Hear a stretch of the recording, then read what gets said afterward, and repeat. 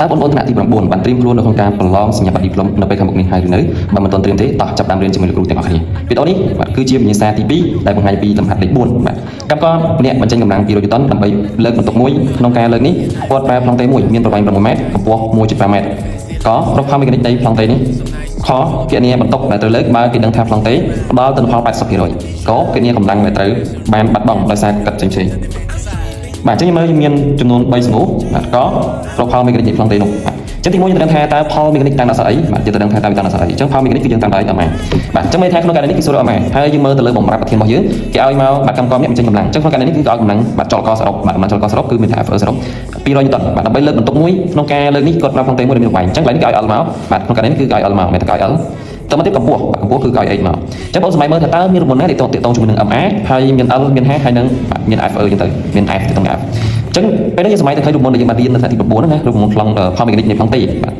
បាទអញ្ចឹងយើងឃើញថាបាទមានរូបមន្តមួយទៀតទៅមួយផលមេកានិកបាទទៅមួយ L ទៅជាមួយនឹង H គឺ MA ស្មើ L ហើយបាទអញ្ចឹងគេដាក់សំណួរសិនមកបាទថាករកផលមេកានិកបាទរកផលមេកានិកបាទរកផលមេកានិកនៃប្លង់តេបាទបន្តមកយើងដាក់ថាតាមរូបមន្ត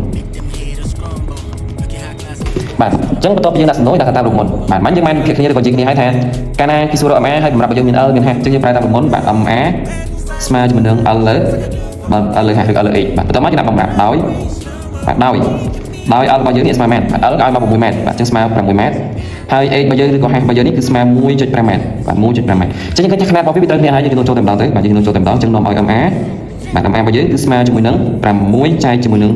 1.5 បាទអញ្ចឹងចែកមកយើងឃើញបាទស្មើ4បាទអញ្ចឹងបាទតម្លៃរបស់ផលមេកានិកបាទផលមេកានិកស្មើ4នេះអត់មានຂະຫນាតទេយើងដោយសារតែຂະຫນាតនេះ L នេះគឺຂະຫນាតជាម៉ែត្រ H ຂະຫນាតជាម៉ែត្រចឹងម៉ែត្រស្រួលគ្នាអស់ចេញចម្លើយអត់មានຂະຫນាតទេបាទបន្តមកយើងដាក់ថាដូចនេះបាទផលមេកានិកនៃប្លង់តេបាទយើងប្រាប់ពាក្យថាគឺបាទ MA ស្មើ4បាទតើមកយើងខណ្ឌបាទអញ្ចឹងយើងមិនគូមិនអីទាំងអស់បាទបើសិនបើយើងគូហុំឬក៏គូផ្ទាត់បាទគេថាយើងធ្វើសញ្ញាសម្គាល់អញ្ចឹងបងមិនបាច់ធ្វើអីទាំងអស់ព្រោះខណ្ឌមិនដឹងជាកាសាតើមកយើងបន្តទៅសំណួរខបាទសំណួ